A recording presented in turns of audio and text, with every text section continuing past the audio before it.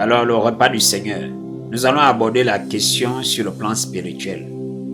Ce repas-là n'est pas un repas ordinaire. C'est pourquoi l'apôtre Paul a interpellé en disant que celui qui mange, qu'il distingue, qu'il fasse très attention. Parce qu'en mangeant, il peut manger le jugement. Vous comprenez? Donc, la Bible commence avec le repas. Genèse chapitre 2, 16, 17, jusqu'à Apocalypse chapitre 22, verset 14. Elle se termine par le repas. Vous comprenez?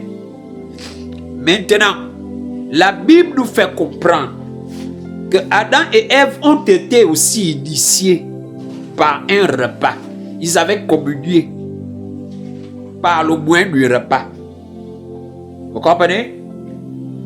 Il faut faire très attention. Le repas. Faites très attention.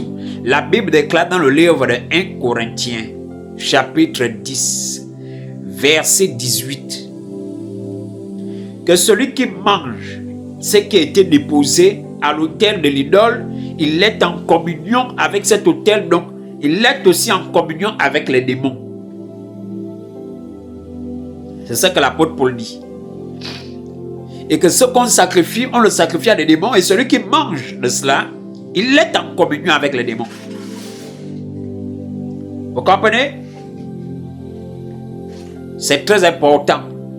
Lorsque vos pasteurs vous donnent les repas, il faut faire très attention. Il faut bien m'écouter. Il faut bien m'écouter. Premièrement, on ne reçoit pas la parole de n'importe qui. La parole que vous voyez là, la parole de Dieu là, c'est une semence. C'est une semence. C'est une nourriture. Et c'est l'âme qui consomme cette nourriture. Vous comprenez? Lorsque elle est authentique, elle vient réellement de l'Esprit de Dieu. Quand vous consommez la vie. Si ça ne vient pas de Dieu, quand vous consommez la mort. Et c'est l'âme qui reçoit cette nourriture. C'est pourquoi il faut faire très attention. Et vous comprenez un peu? On ne mange pas, même dans nos traditions, nos croyances africaines, on ne laissait pas l'enfant manger sur n'importe qui. Vous, vous recevez la parole de n'importe qui, vous dites Amen aux prédications de n'importe quel homme de Dieu, vous ne connaissez pas l'esprit qui est derrière. Parce que on vous trompe facilement. Et ensuite, on ne mange pas les 7 partout gourmands que vous êtes. On ne le fait pas. Oh non, ma chère, vous mangez là-bas, Église, vous recevez des esprits. La Bible déclare, celui qui mange ce qui a été sacrifié aux idoles est en communion avec ces idoles-là, ou encore avec les démons. Vous devez comprendre quelque chose, qu'un homme c'est un vase, et votre pasteur, ou encore celui qui vous donne ce repas-là, c'est un vase, il est le vase de quelque chose. Donc, qu'est-ce qui est à l'intérieur de lui? Vous devez comprendre que quand vous mangez non seulement ce que vous voyez de physique, mais vous mangez, vous rentrez en communion. Parce que le repas, l'apôtre Paul le dit, permet de faire quoi? De communier avec une entité spirituelle.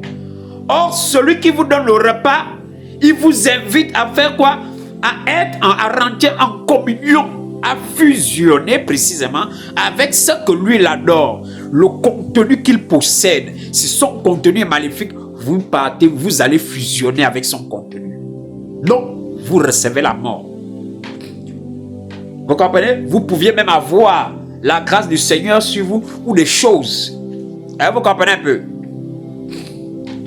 Ce que vous aviez, le dépôt que vous aviez peut être dilué, peut être altéré, peut être souillé, parce que vous avez communié avec une autre source, sans le savoir. Vous comprenez? sans le savoir.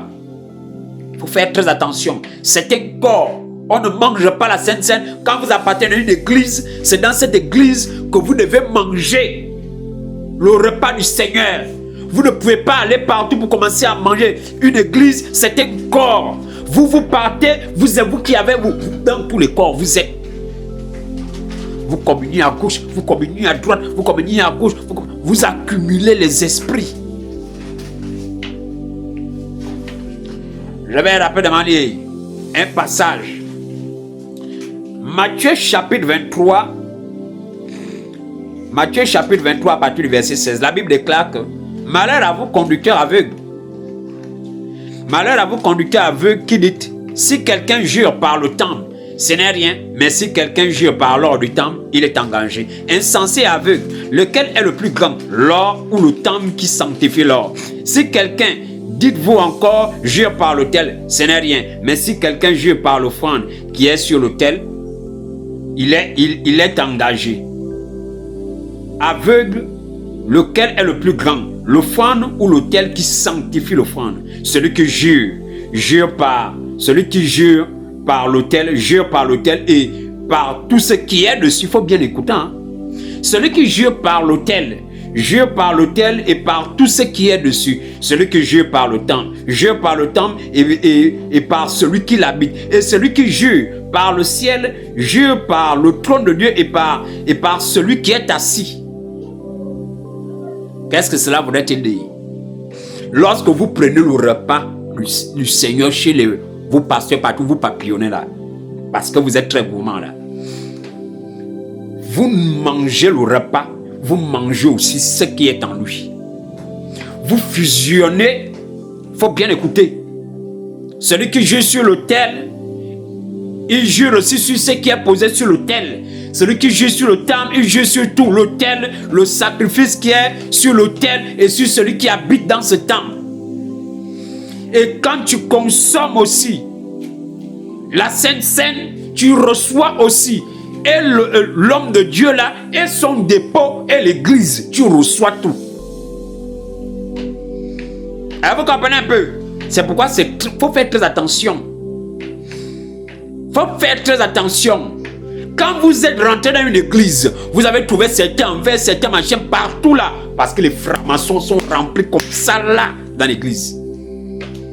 Et comme les pasteurs là veulent monter ça, je vous dis, hein, vous ne donnez pas de l'argent plus que les francs-maçons. Hein. Je vous dis, quand les hommes, vous ne donnez pas plus d'argent que les francs-maçons. Ceux-là, ils ont la main ouverte, ils ouvrent. Vous allez les voir en tête et ils ne donnent pas de petites offrandes, hein, de grosses, de grandes offrandes. Ils donnent. Vous comprenez?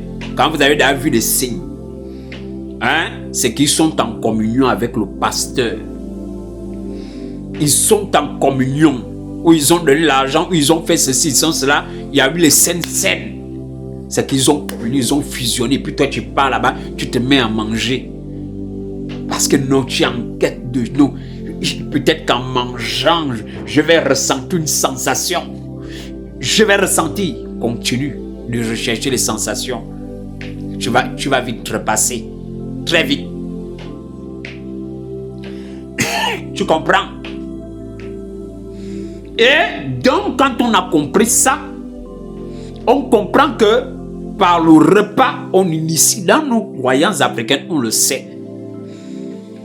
Et or, les églises de nos jours sont tellement faux. Mais c'est vous qui prenez le risque d'aller manger partout. Vous êtes maintenant en rang là pour consommer. Et le modèle qu'ils ont pris avec les biscuits, qu'ils ont calqué, les faussetés qu'ils ont pris à l'église catholique. Les faussetés qu'ils ont pris dans l'église catholique. Et les biscuits, les machins.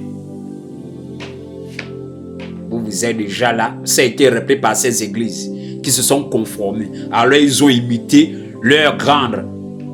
La grande prostituée, ils l'imitent. Ils l'imitent.